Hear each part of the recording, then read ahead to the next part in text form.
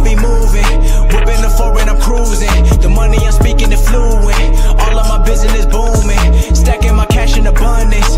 All of my family funded. Finally got what I wanted. Life is amazing, I love it. Everyone know that I run it. Yeah, look at me now, I came up. I've been thinking back then when I almost gave up on the game, cause I never got it my way. Yo les postos, c'est Sacha, bienvenue dans cette nouvelle vidéo Mercato et on commence avec Tanguy Kouassi qui discuterait avec le Real Madrid, courtisé par le Red Bull Leipzig et le Milan AC. Tanguy Kouassi est également sur les tablettes du Real Madrid. Des discussions très actives ont même eu lieu avec son entourage. Après des débuts remarqués en équipe première, Tanguy Kouassi a laissé entrevoir de belles choses pour la suite de sa carrière. À seulement 17 ans, ce défenseur central capable d'évoluer au milieu de terrain donne clairement envie de le voir à l'avenir sous le maillot du Paris Saint-Germain ou ailleurs.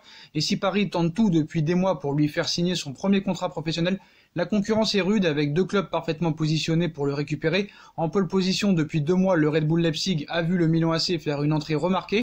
Mais le dossier Kouassi est également d'entre les mains du Real Madrid. Pérez aurait dit non. Comme révélé par le journal AS, le Real Madrid a installé une surveillance sur Tanguy Kouassi et sur Adil Aouchiche dans la même situation que son camarade.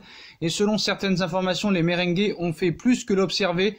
Des discussions très concrètes ont eu lieu avec les représentants de Tanguy Kouassi, des échanges avec le joueur et son entourage pour tenter d'imaginer une arrivée du jeune joueur en terre madrilène où Zinedine Zidane cherche du sang neuf en défense centrale, Sergio Ramos n'étant pas éternel. Pour autant, le Real Madrid a mis le dossier Kouassi de côté. C'est le président Florentino Pérez qui serait à l'origine de cette décision, par souci de ne pas froisser sa star et capitaine Sergio Ramos, ou parce qu'il n'est pas convaincu par le joueur, comme il ne l'est pas non plus pour un certain Paul Pogba. Quoi qu'il en soit, le Real Madrid est sorti du dossier Kouassi. Un danger en moins pour Paris, mais il reste toujours le Red Bull Leipzig et surtout le Milan AC à écarter.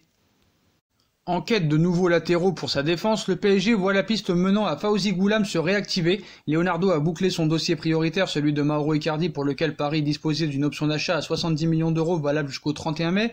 Le directeur sportif a réalisé la prouesse de boucler la signature de l'Argentin sans passer par la case 70 millions d'euros. Dans le Money Time des discussions prioritaires dont il disposait avec l'Inter de Milan, Leonardo a réussi à négocier une ristourne de 20 millions d'euros. Elle sera moindre lorsque Paris s'acquittera des 8 millions d'euros de bonus assortis aux 50 millions d'euros déboursés.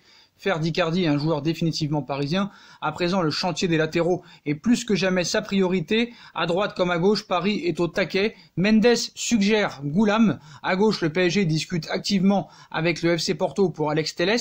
Il n'existe aucun accord entre les deux clubs pour le transfert du Brésilien.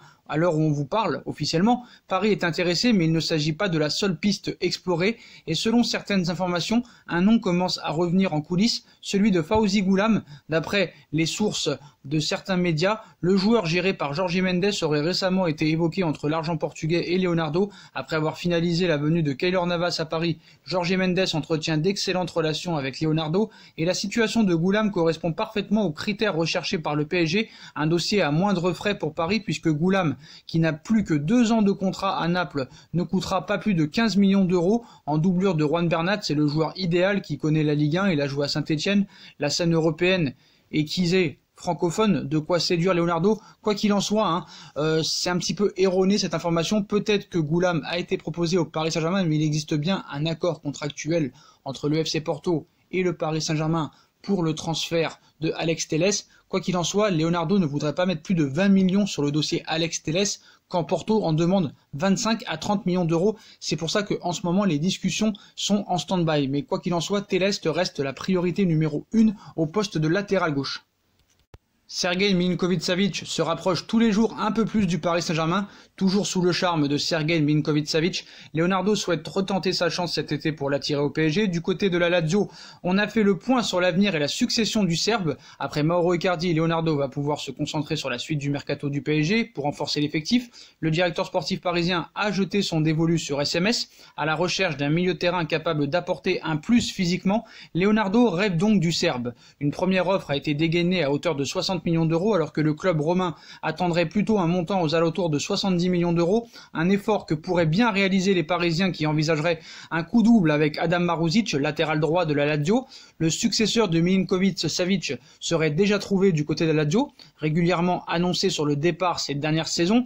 SMS pourrait cette fois bel et bien quitter la Lazio, un départ qu'il faudra alors pallier du côté de Rome, mais cela semble déjà avoir été fait. En effet, dans une interview à paraître pour Sky, Iglitale, directeur sportif de la Lazio, a été interrogé sur le dossier Milinković-Savić, avouant d'abord, il cite, Si j'ai déjà en tête le prochain Milinkovic, je ne dirai jamais le tête, je vais plutôt me taire. La succession du Serbe semble donc être déjà prévue dans la capitale italienne.